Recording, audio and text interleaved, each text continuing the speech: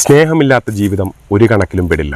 എന്തുതരം സ്നേഹമാണ് നീ അന്വേഷിക്കേണ്ടതെന്ന് സ്വയം ചോദിക്കരുത്. സ്നേഹത്തിന് ശീർഷകമില്ല, നിർവചനമില്ല. അതെന്താകുന്നുവോ അതാകുന്നു, ശുദ്ധവും സരളവും. പ്രേമം ജീവൻ്റെ ജലമാണ്. പ്രേമിക്കുന്നവർ തീയുടെ ആത്മാവും. ജീവിതത്തിൽ ഏറ്റവും സ്വാധീനം ചെലുത്തിയ സ്ത്രീയെപ്പറ്റി അനുഗ്രഹീത എഴുത്തുകാരൻ മോഹൻ എഴുതിയ ആത്മകഥാംശം നിറഞ്ഞ നോവലാണ് ഒരിക്കൽ. യൂണിവേഴ്സിറ്റി കോളേജിൽ MA പഠിക്കുന്ന എഴുത്തുകാരൻ്റെ മുന്നിലേക്ക് കടന്നു വരുന്ന 18 വയസ്സുകാരി.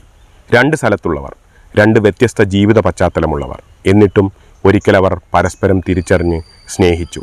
ഇനി ഒരിക്കലും വേർപിരിയാത്ത വിധം ജീവിതത്തിൽ ഒന്നിക്കുമെന്ന് കിനാവ് കണ്ടു. എന്നാൽ ഒരു യുവാവിൻ്റെയും കൗമാരക്കാരിയുടെയും സ്വപ്നങ്ങൾക്കുമേൽ കാലം കലി തീർത്തു. ഒന്നിക്കേണ്ടവർ അകന്നുപോയി. ജീവിതത്തിൻ്റെ വ്യത്യസ്ത വഴികളിലേക്ക് ഒഴുകിയകന്നു.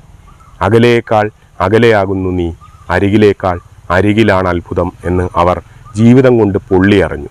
സ്വന്തമായി തീരുമാനത്തിലേക്ക് എടുത്തുചാടാൻ കെൽപ്പില്ലാതെ പ്രണയത്തെ ഹൃദയത്തിൽ കുഴിച്ചുമൂടി മറ്റൊരു ജീവിതത്തിലേക്ക് നടന്നുപോയ കാമുകിയെ വളരെ വർഷങ്ങൾക്ക് ശേഷം മഹാരോഗം ബാധിച്ച് ആശുപത്രി കിടക്കയിൽ കണ്ടുമുട്ടേണ്ടി വരുന്ന എഴുത്തുകാരൻ.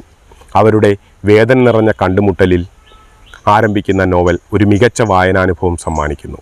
നോവൽ അവസാനിക്കുന്നത് ഇങ്ങനെയാണ്: ആഴക്കടലിനേക്കാൾ അഗാധമായിരുന്നു എൻ്റെ പ്രണയം. ഏറ്റവും വലിയ മോഹത്തേക്കാൾ വലിയതായിരുന്നു എൻ്റെ ഇഷ്ടം. ഇപ്പോൾ ഈ വൈകിയ വേളയിൽ പ്രപഞ്ചാന്ത്യത്തിൽ കോരിച്ചൊരിയുന്ന ഈ പേമാരി എൻ്റെ കണ്ണുനീരാകുന്നു എന്ന സത്യം അവൾ അറിയുന്നു അത്ര. എന്നെ സ്നേഹം പഠിപ്പിച്ച, സ്നേഹം കൊണ്ട് പരിചരിച്ച പണ്ടത്തെ പെൺകുട്ടി, നിനക്കെന്നും നല്ലത് വരട്ടെ. മറ്റൊരു പുസ്തകവിശേഷവുമായി വീണ്ടും കാണാം.